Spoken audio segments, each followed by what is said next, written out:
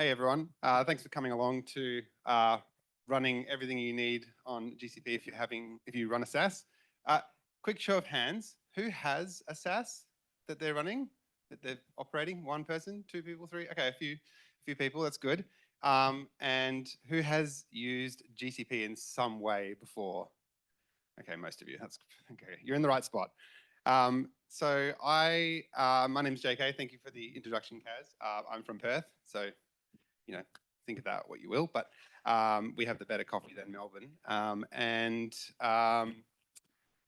here today to talk to you about the SaaS Toolbox on GCP, and this is really sort of highlighting all of the services that GCP offers you if you are running a SaaS, which I have one, and we can use that as part of the demo later on. So getting straight into it, there's this problem that if you have operated any kind of service before, and you don't look at the icons, they're like AI generated, you'll have this sort of tool sprawl where you might be using Genlin's servers or Jenkins servers to build and deploy your code. You might be using, GitLab or GitHub or both. You might be using a combination of your clouds. You've got alerting tools like PagerDuty, for instance, or logging monitoring tools, Datadog, that sort of stuff. And so your application resources and the places that you need to go to get things done is kind of all over the place. There's security concerns about how you get your data out of your workload and into these SaaS tools, or how they can hook in securely and things like that. So, and I've seen this because I've worked with quite a lot of startups in the last few years, and they all have some variation of this problem, especially with when it comes to security. Quite often engineers are trying to get things out as quickly as possible to meet the market demands, and security concerns are kind of left behind a bit. So you get things like security keys committed to the Git repo and all kinds of security concerns like that. So that's kind of setting the scene a little bit about all the different potential problems that you could have with all these different tools. There's also the issue of training your staff to understand all these different tools, different interfaces. And then lately everyone's been doing like an AI version of their tool. So then you have to like integrate with that and understand how that works. And it's a whole nother bit of work. But if your workload is on GCP, you should just use the tools that you've already got. And this was actually a really awesome image that it generated for me when I asked it to create a center of all of your tools on GCP, and it so created this crazy cloud island, I guess. And so you have things like automation, which we're going to go into talk about all the tools, but there's automation, there's observability, there's your serverless platforms, running your workloads, all that sort of stuff. And so I guess for the purpose of this talk, I'm just going to run through an example. Just get this thing out of the way. Sorry, Zoom's not down.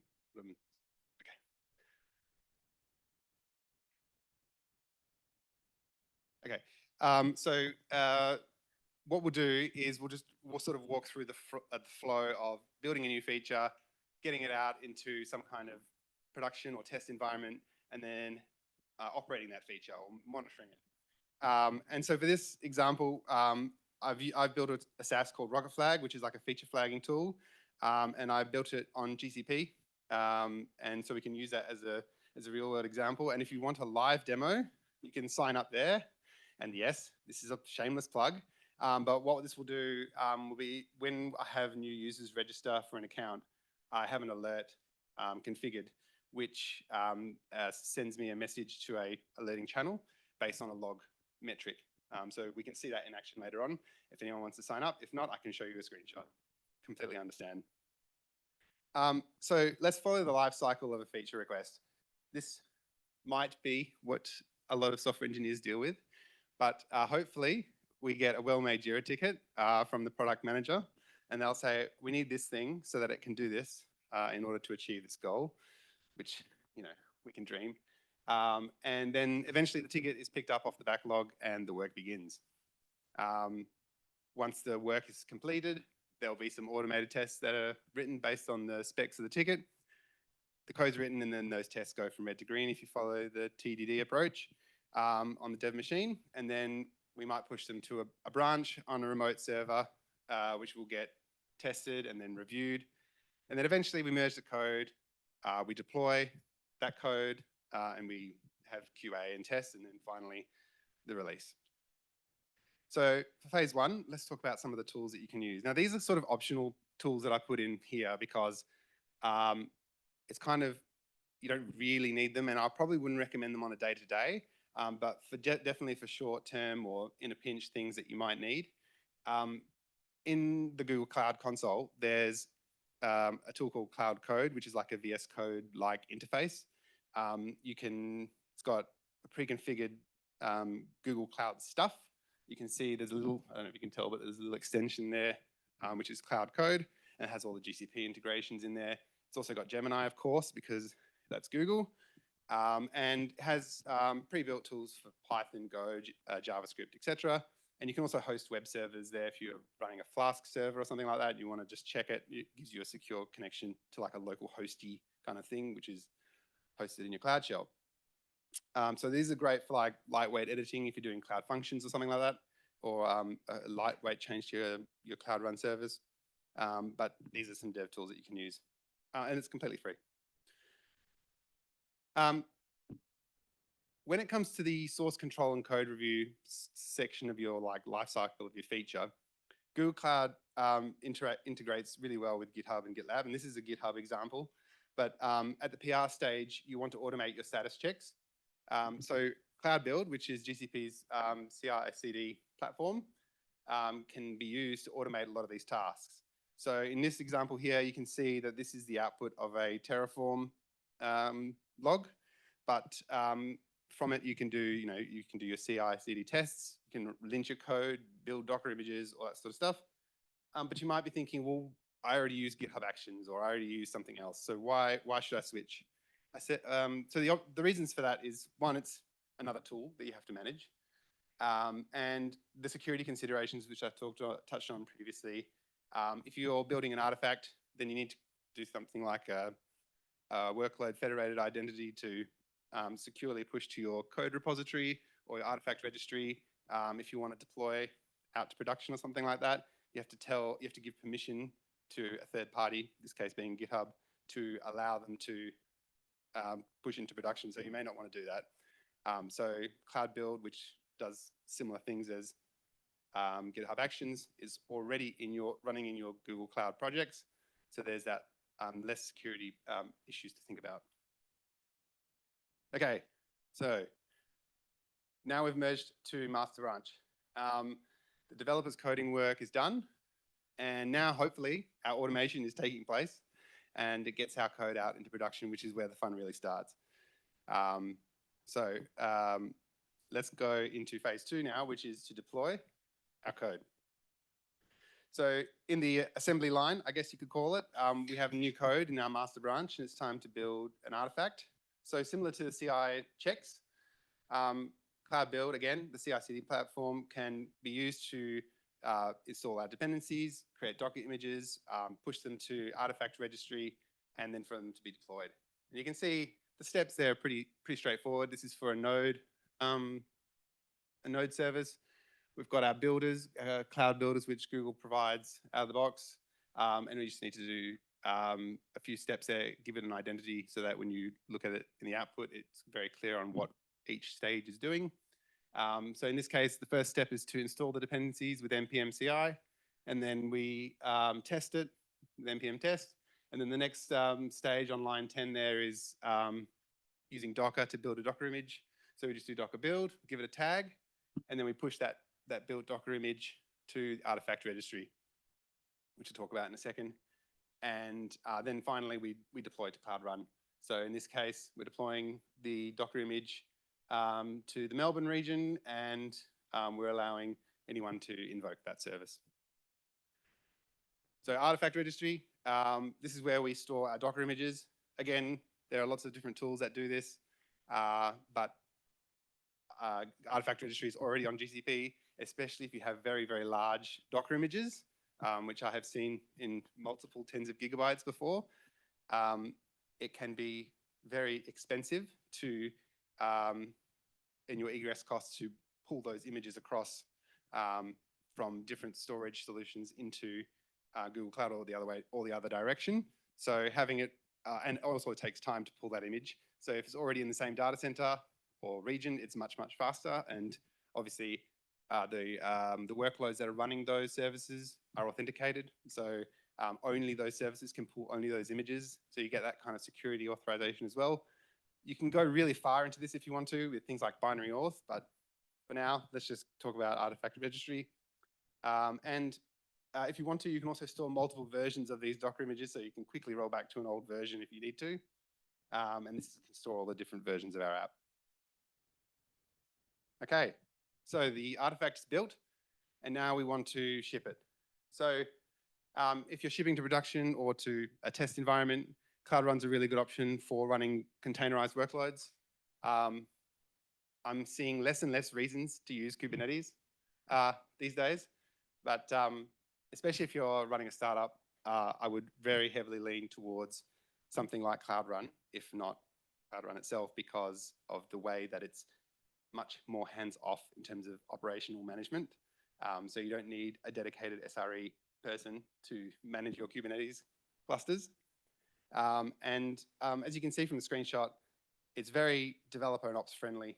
Once you've deployed something, I'm just realizing the screenshot's a bit small, but you can see lots of sort of graphs that explain the health of your service. So in this chart, we've got request counts, so how many requests are coming in per second. We've got request latencies, so how long is it taking for your service to serve that request. So if someone's saying, hey, I want to hit this endpoint, you can see how long it's taking. The end-to-end request latency is how long did it take for a request to come into Google's network, be served by your container, and then exit the network, which is a new one. That's really nice. And then there's other things like how many instances you're running, how much CPU and memory utilization. So you might need to adjust based on your application's requirements. So this is Rocket Flag's container CPU and memory utilization, and the numbers are quite small. Unfortunately, I didn't realize how small it would be, but it's about 40% utilization, and the CPU usage is about 10%. The advantage of Cloud Run as well is that because this is a serverless platform, there's no security considerations of your compute instances to manage. So you don't need to do like security updates and patches and things like that. It's all managed for you. And the other advantage is if you're a startup, you may not always be having traffic. So it scales to 0, which means if no one's using it, then you're not paying any compute costs. Okay, operate and respond. Same picture, but with the monitoring, we get these system metrics out of the box. So we can see, is our service getting too many requests? Do we need to scale out to have more containers running? Is the memory being smashed and we need to increase our memory usage? Memory availability. Potentially, it's an indicator of needing to offload some of those requests to something else, like a managed Redis or something like that. We can now see a little bit with cloud logging and monitoring what's going on. So with cloud logging, this service might replace something like a Datadog, if you're using Datadog or some other centralized logging, but in the Google Cloud Console, you can see logs about everything that's going on in your project. There's a really nice filter on the left here in that second column, and you can filter down based on the particular service, the region that it's operating in, if it's got a service name or some kind of other metric that you want to follow. In this case, I'm looking at just information logs. You can go, I just want to see error logs, or I just want to see warning logs, whatever the case may be. And it also shows a timeline. In this case, I'm just looking at the last 12 hours, but you can go back as far as 40 days, I think it is by default, or 45 days maybe. But if you want to turn on extended logging, I think it's called, you can go up to as far back as you want to, because the logs get stored in a storage bucket, so you can analyze them going back years. And it does use a specific query language, which Google's input there is, but it also helps you with autocomplete as you're typing, and as you select items in the filters fields there, it pre-fills it for you, so you don't need to like know how it works out of the box. Then there's other things like you can drag across log metrics and stuff like that just to filter on a specific time. And then, yeah, you can get a lot of information just from this tool that already exists. The other one is the proactive alerting. And this is probably one of the most useful things, at least for me, because apart from working on this project, I also have a lot of other jobs that I work. And so I can't be checking the logs for this all the time.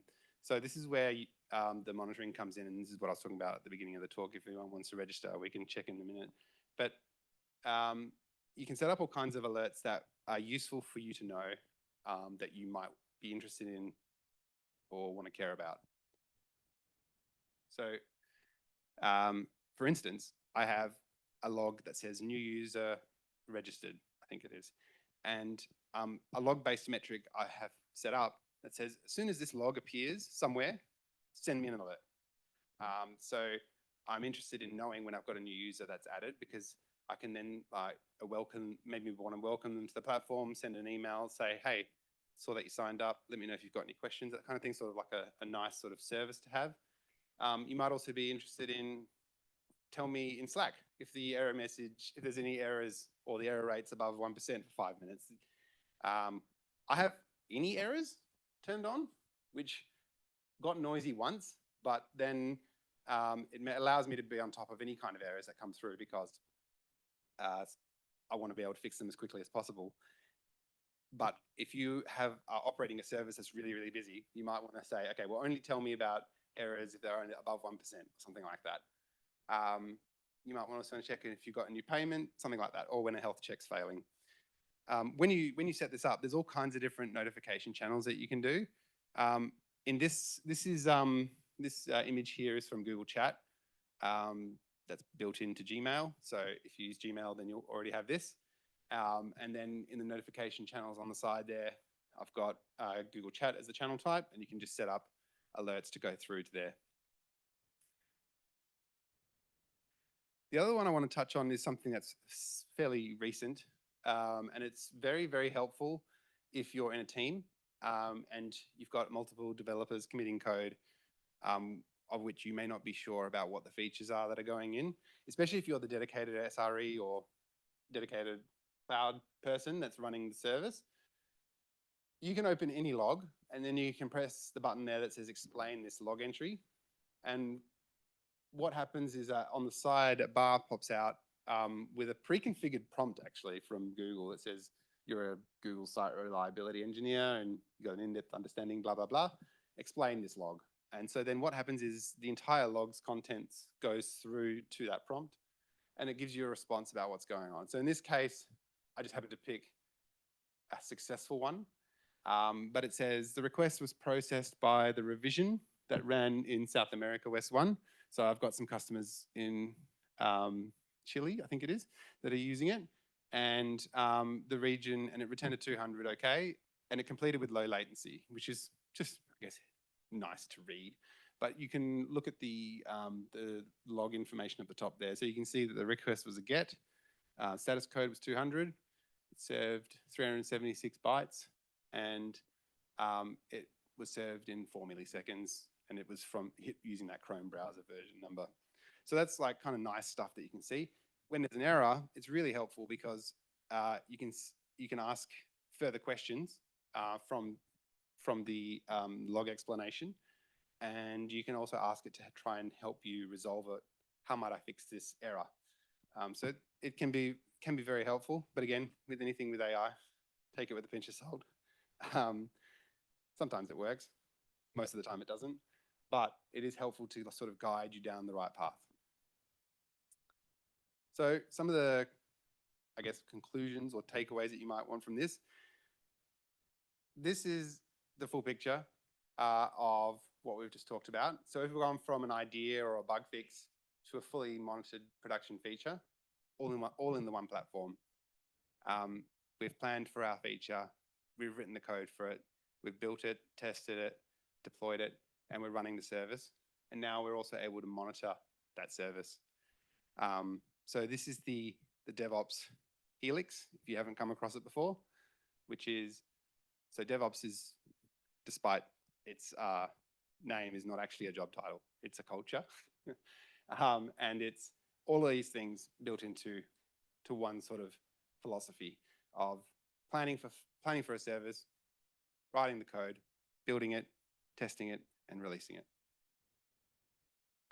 There are some additional tools we shouldn't really get into in this talk, but ones that I use definitely, which can be very helpful.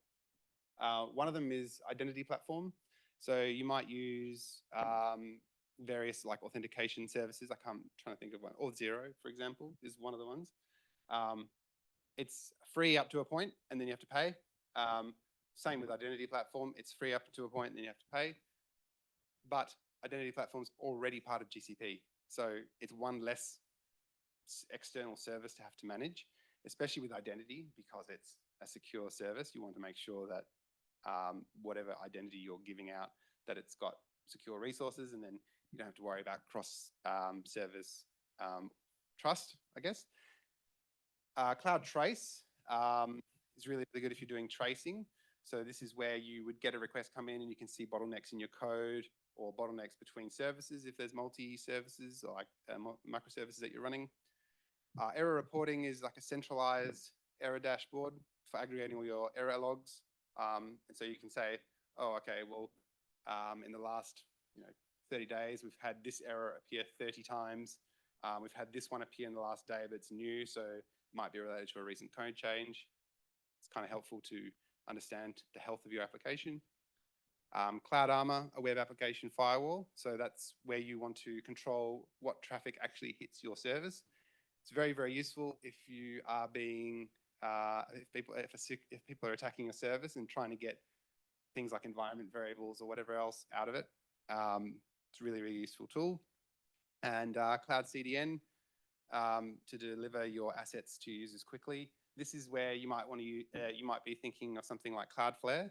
Cloud CDN is similar in that it's a CDN offering and it's tied in with your application. So again, one less extra service and it's already close to your app. The egress costs are minimal and that sort of thing. So if you can take 3 things away from this talk, one of them, unified experience. GCP has a lot of tools already built in, and it helps with keeping your costs low, because if you have 10 of these extra tools that take away some of this work, the cost of those tools that take away all that work, as well as the burden of your staff having to learn all these tools, can sometimes exceed the value that they bring in the first place. So something to think about. And then of course the context switching and, oh, I've got to log into that tool to go check this thing and then go back to this tool to check that thing. And then by that time you've done like 3 or 4 tools just to go and try and solve this problem. And so automation. So with Cloud Build, Cloud Run, we can do a lot of things out of the box with very minimal effort, and alerting as well. So logs, log-based metrics and log-based alerts or other significant events. You can all build with the tools that you already have. Okay, did anyone register? We can check this live. If not, that's totally fine. I completely understand you don't have to sign up for a service. I just thought I'd ask. If not, if no one has, I'll tab out and we can have a look at an example. Otherwise, thank you very much.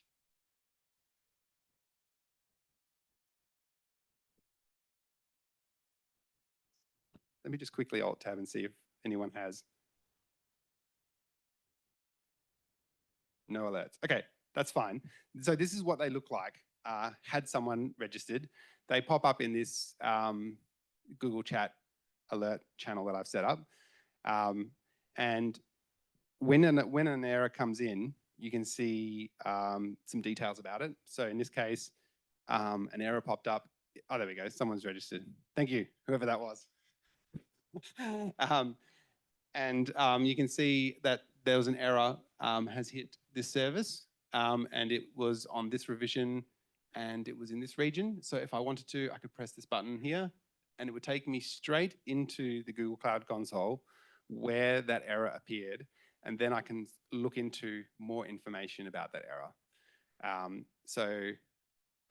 That you can also, there's a new thing called Cloud Investigations, which I didn't get to, but you can see this is where all the errors are showing up. So I can acknowledge the incident, I can close it, and I can bring that into the incident management if I've got one. But yeah, that's what that looks like. So I will just go back to the presentation. Does anyone have any questions for me that I could help you with?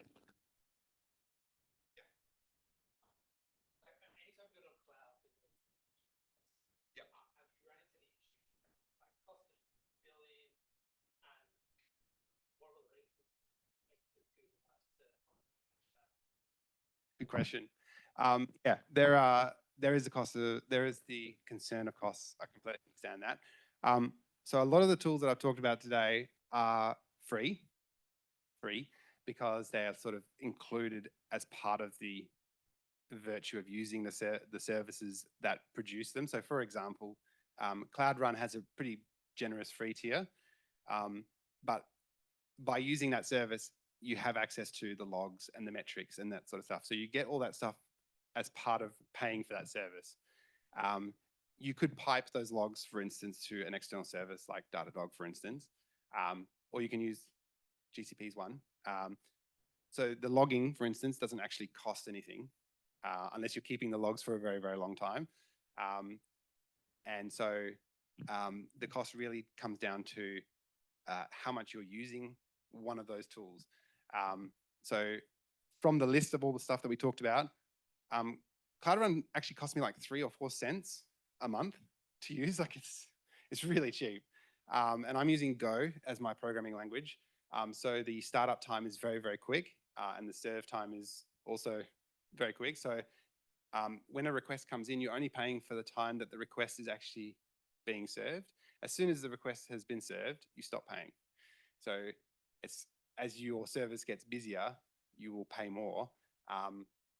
But it's like ridiculously cheap. I think you get 2 million invocations or 2 million requests for free per month, with some insane amount of CPU and memory, but Go being very lightweight, like it costs me almost nothing to use. The biggest cost I have is actually load balancing, and that's like a fixed cost. So I pay the fixed cost and then I don't pay any extra because it's such a small amount of traffic that I'm serving. So yeah, a lot of those services, like all the error reporting and monitoring, logging, Cloud Build as well. You get like 1,000 or 2,000 minutes a month or something like that. So yeah, it's pretty affordable until you go past that limit, and then it's sort of, it's not expensive, but it will grow as your business grows. Yeah, so it's, yeah.